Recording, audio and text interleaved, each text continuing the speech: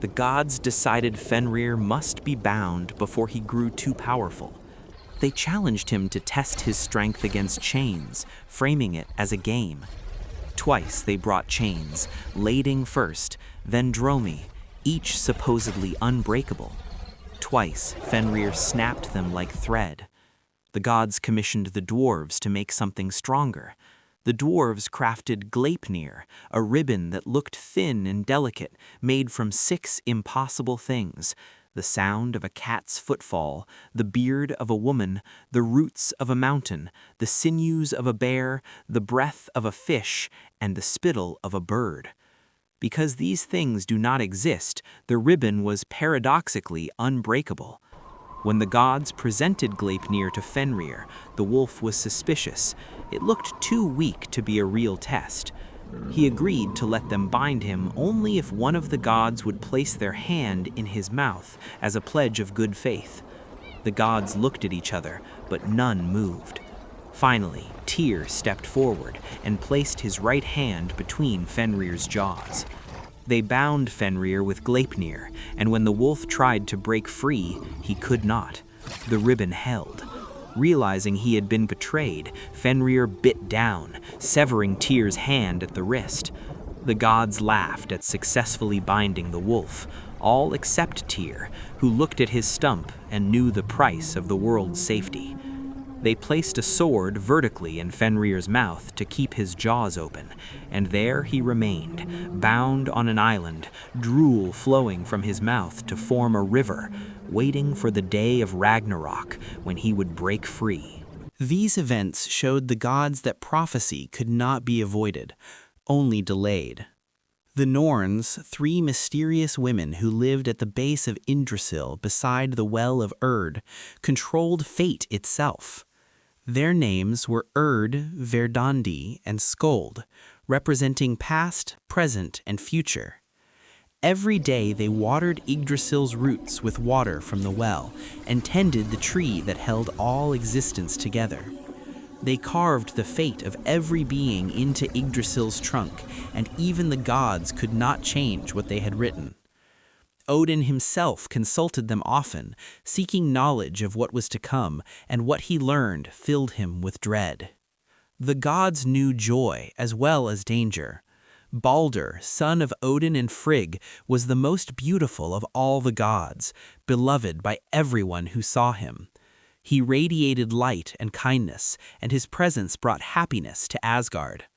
But Baldur began having nightmares, terrible dreams of his own death. Frigg, desperate to protect her son, traveled throughout the 9 realms and made everything swear an oath never to harm Baldur. Weapons, stones, diseases, poisons, animals, trees, everything swore they would not hurt him, except for one thing.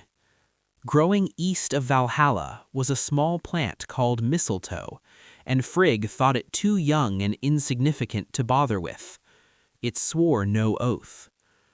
The gods, believing Baldur invincible, made a game of throwing weapons and stones at him, watching them bounce off harmlessly. Everyone laughed as axes and spears clattered away from Baldur's shining form. Everyone except Loki, who grew jealous of the attention and love Baldur received.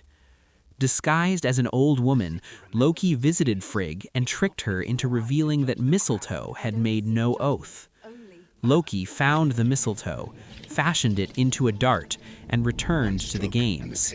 He approached Baldur's blind brother, Hod, and offered to help him participate. He placed the mistletoe dart in Hod's hand, guided his aim, and told him to throw. Hod threw, the dart flew true, and it pierced Baldur's heart. The most beloved of the gods fell dead, and with him fell the last age of innocence in Asgard. The gods were devastated. Frigg begged for someone to travel to Helheim and bargain with Hel for Baldur's return. Hermod, another of Odin's sons, volunteered. He rode Sleipnir, Odin's 8-legged horse, the fastest steed in all existence, down the dark road to Helheim. For 9 days and 9 nights, he rode through valleys so dark and deep that he could see nothing. Finally, he reached the gates of Helheim, and Sleipnir leapt over them in a single bound. He found Baldur sitting in the seat of honor in Hel's hall, pale and quiet among the dead. Hermod begged Hel to release him. Hel considered the request, and she made an offer. If everything in the 9 realms would weep for Baldur, she would release him. But if even one thing refused to weep, he would remain in her realm forever. The gods sent messengers everywhere, and everything wept for Baldur.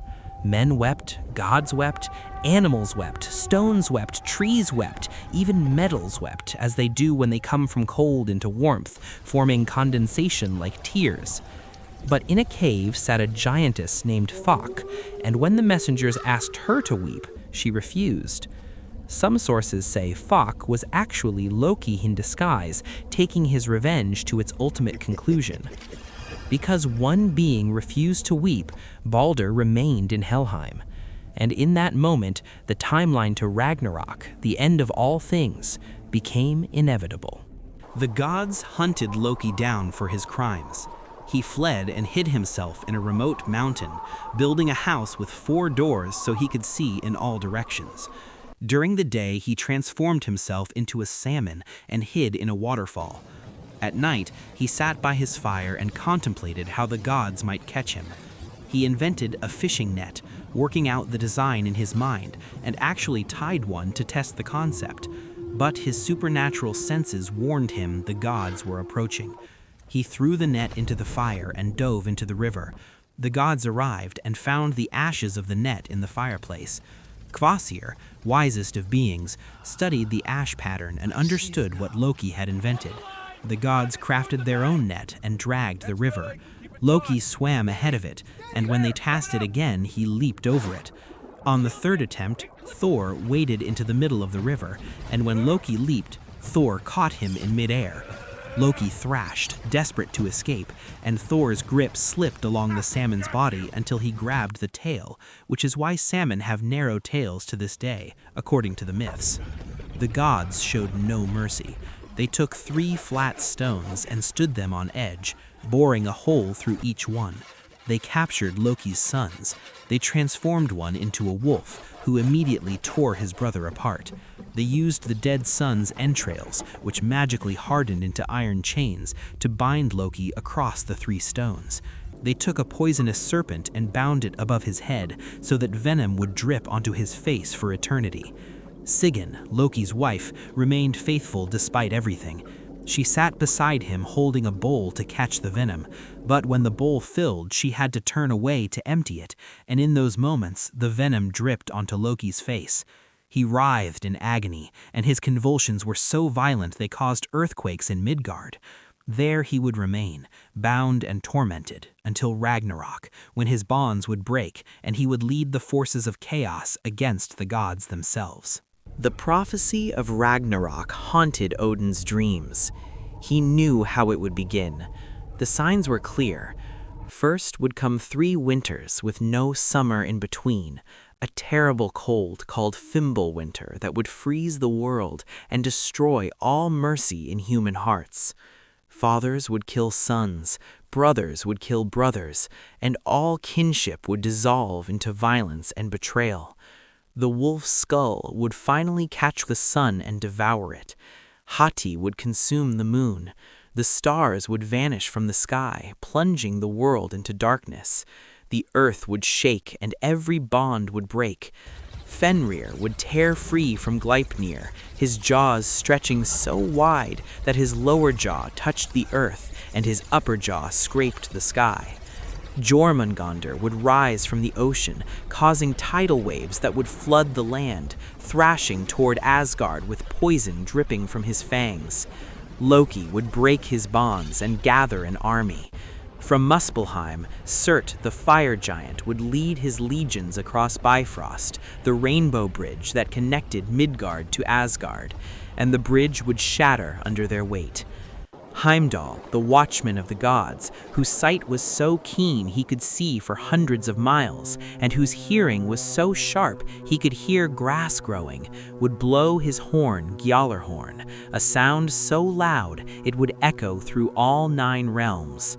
The gods would hear it and know their final battle had come.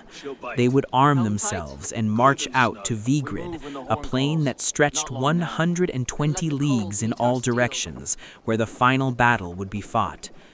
Odin would ride at their head, wearing golden armor, carrying Gungnir, his face grim with the knowledge that he had always known this day would come.